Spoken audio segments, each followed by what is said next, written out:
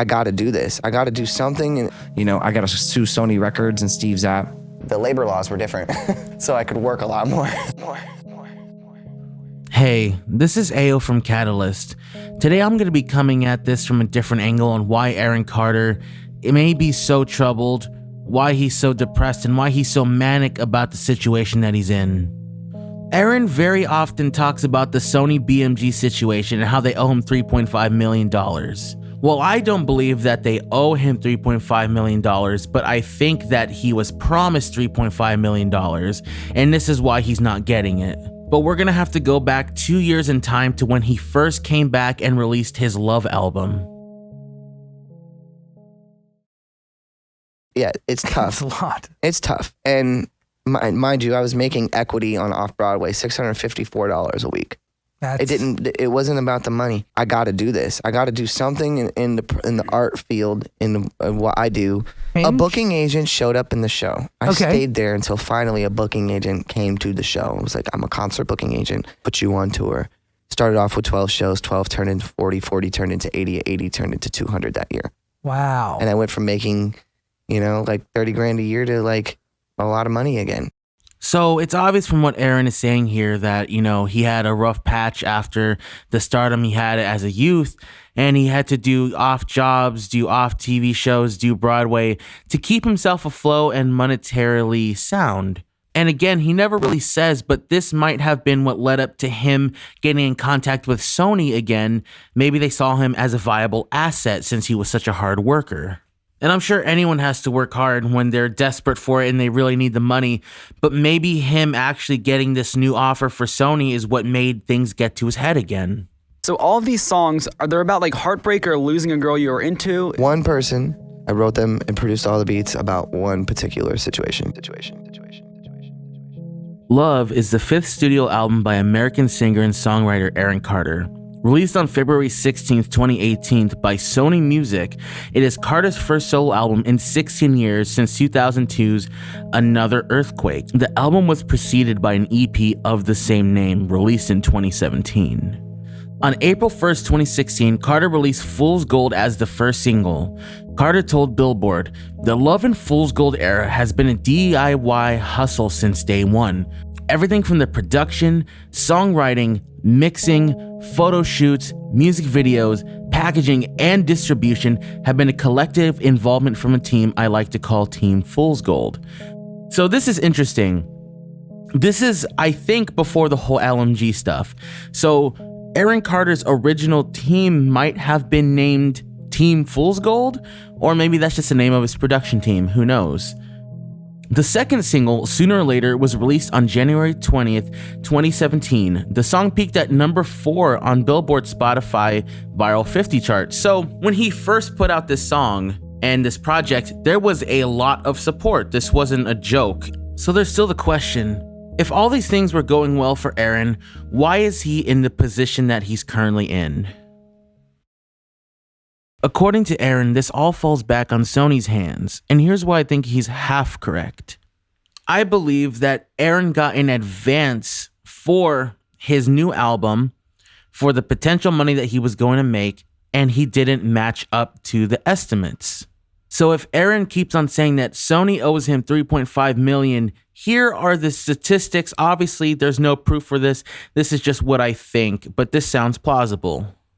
Aaron Carter went into negotiations with Sony and got a deal for $5 million. But when you get a quote-unquote deal, it doesn't necessarily mean that the money is in your account. There are different ways to distribute that money. You could either get a full advance, which is where they give you all the money up front. They could give you half of it, and then you make it back with sales.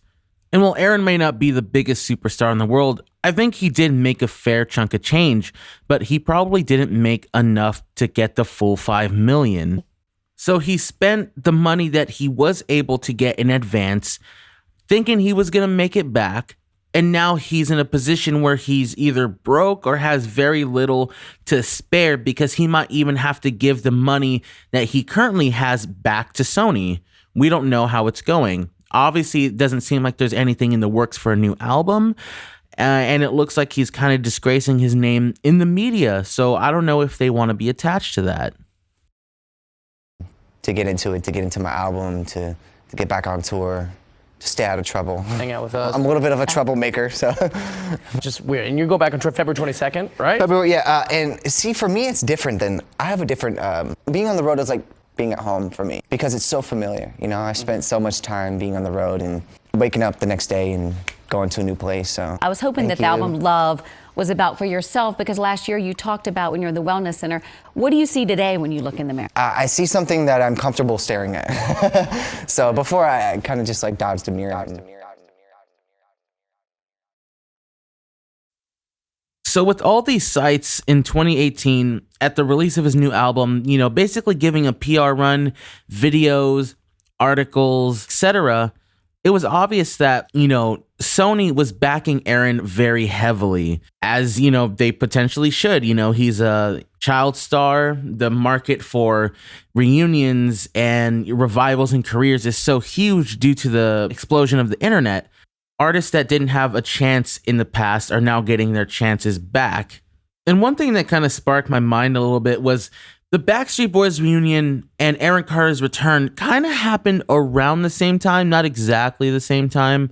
There were articles stemming from 2018, as stated right here, on November 9th, 2018. The tour didn't start till 2019, but it's still the same time that Aaron's kind of making his comeback. I wonder, maybe did Nick have something to do with Aaron's comeback, or did Aaron have enough sway on his own to convince Sony to pick him back up?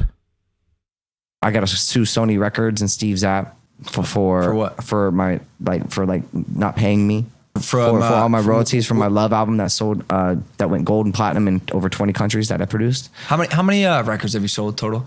Probably like 50 million. And is that how you've made the majority of your money? He's like a lot of records. No, you looked up the sound scan before. A lot. What if he was just like, could you just look it up? Well, guys, I've had 6 albums. I've had 6 albums, and I have all the plaques to prove it. Right. No, I know. When's the last one you dropped? The last one I dropped was Love, 2 years ago. How'd it do? Almost 2 million records sold, 350 million streams. So you still got a pretty strong fan base. Hell yeah. Top 40, 2 songs in top 40 radio at the same time. Fool's Gold and Sooner or Later.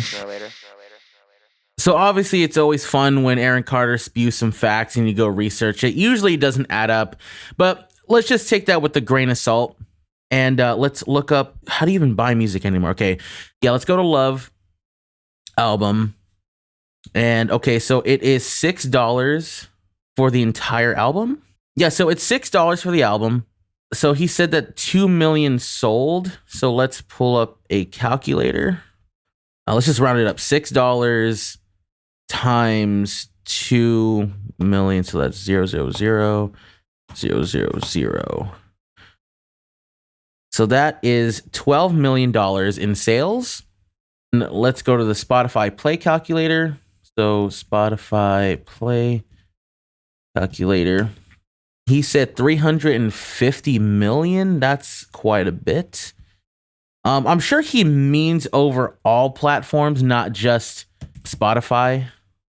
So this will be a rough estimate, but so that is $14 million in revenue. So if we're to believe what Aaron is saying, he's made, about 27 million in sales. I don't quite believe that, not with his last album.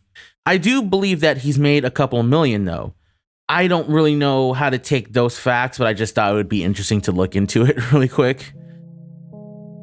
But I think one thing we have to remember is that Aaron Carter is a musician. Through all of the drama, through all of the relationships, through all of the, alleged scams that he does, the thing that makes him happy most is music.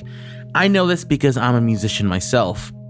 As we saw him say earlier in the video, being on tour is like home for him. That's what he wants to do.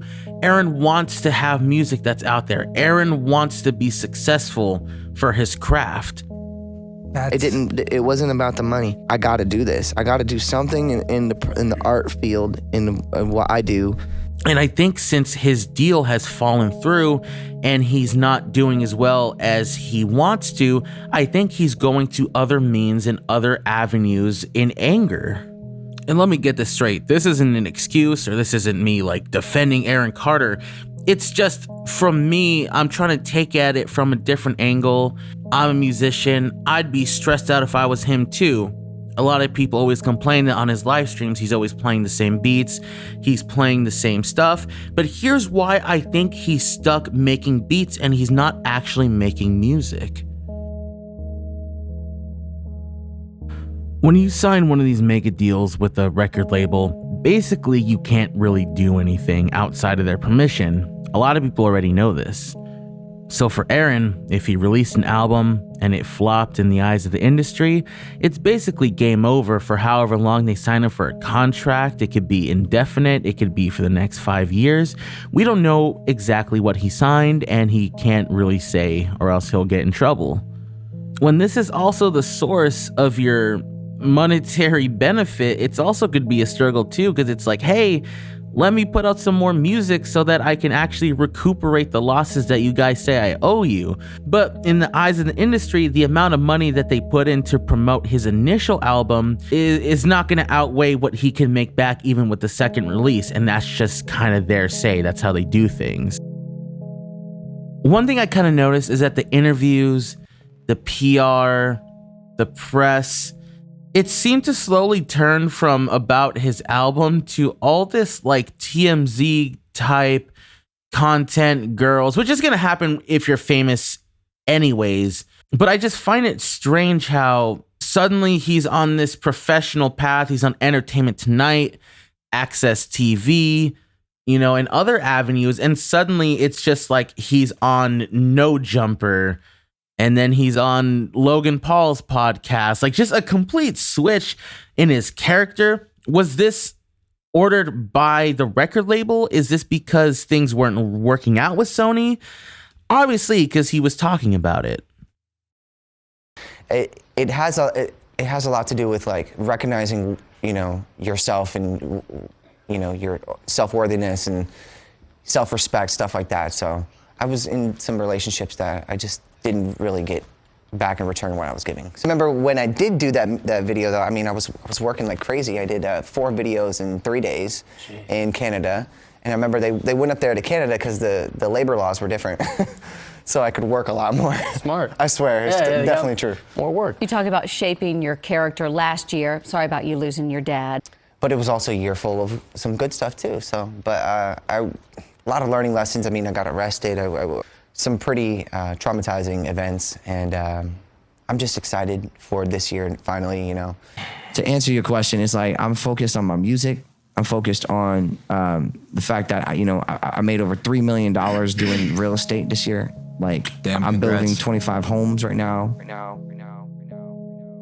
So this is putting a closure to this video. It was just a little interesting food for thought kind of thing in terms of why Aaron acts so aggressive on stream and why he seems to be throwing people in and out of his way.